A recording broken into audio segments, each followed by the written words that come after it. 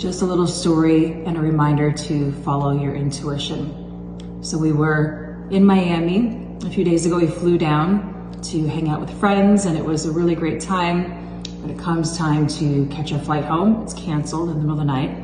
There was a storm coming, so it wasn't a huge surprise. It was unclear when we were gonna get another flight.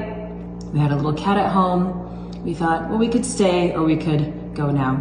So we actually rented a car and drove. We were ahead of the storm. The storm was following us just by a few hours.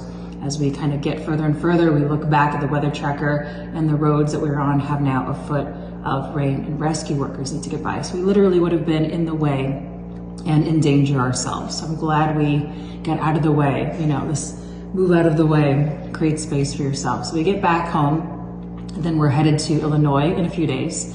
And we just had that same feeling again, like, let's go now. Why are we waiting? Family's there, my mom's here, let's go. So we get in the car and we go.